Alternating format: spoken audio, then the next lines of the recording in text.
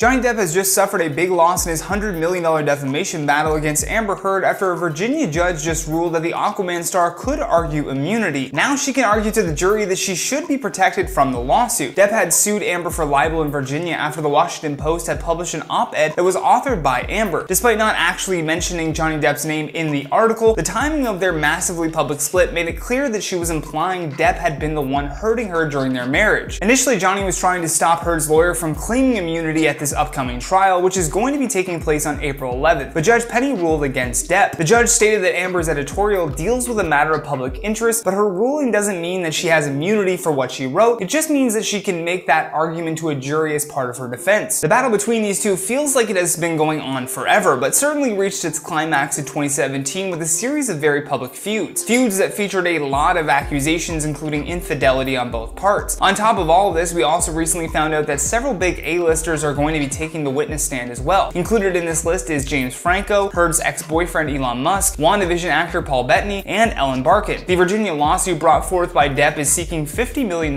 in damages, but in September of 2020, Amber also filed a $100 million countersuit against Depp. While at a Fairfax County courthouse on Thursday, Depp's lawyers tried to get a ruling that Amber could not invoke a Virginia law known as the anti-SLAPP law. Anti-SLAPP laws are intended to prevent people from using courts and potential threats of a lawsuit to intimidate people who are exercising their First Amendment rights. The SLAPP part stands for a strategic lawsuit against public participation. The law would provide immunity from any civil liability if the remarks made were of public concern and therefore protected under the First Amendment. Johnny's lawyer, Benjamin Chu, said that the provision was never designed, though, to be interfering with private disputes, such as Depp's problem that his ex-wife defamed him in that article. However, Heard's lawyer, Elaine Bredhoff, argued that Amber's article doesn't mention Depp by name, and it is addressing a very serious issue of public concern. Also, the reason why she filed a counterclaim was due to statements that Depp's lawyer made about her in court. And this time around, both Depp and Heard are scheduled to appear in court and will testify, along with a number of big Hollywood figures like I mentioned earlier. Also, a lot of people were wondering why this was all happening in Virginia. Apparently, Depp was allowed to sue in Virginia because the Washington Post online editions are published through servers that are located in Fairfax County. But even so, Heard's lawyers attempted to have the case moved to California, where both of the actors currently reside. The other reason why Depp's legal team wanted to do this in Virginia has a lot to do with the big loss that he's suffering today. They knew that Virginia's anti-SLAPP law was not as broad as the one in California, but unfortunately it still came back to bite them. The other big problem for Depp is that he already filed a defamation suit in England against the Sun newspaper, and that judge deemed the article about Depp to be substantially true. Although Depp is still insisting that all of the accusations against him are untrue and have ruined his reputation in Hollywood as a result. According to Depp, he has become a victim of cancel culture because of this instant rush to judgment in the entertainment industry. In Depp's list of witnesses, he also will call upon his security team who had previously testified that they saw Amber attack Johnny as well as a worker in his apartment building. Amber has also submitted a 71-page exhibit list which includes emails, text messages, audio transcripts, and journal entries. A number of news articles, movie contracts, tax returns, security footage, and photos are also on the exhibit list from Heard's legal team. But I'd love to hear your thoughts on all of this though, because that's all the time we have for today. So stay classy, and I'll see you in the next one.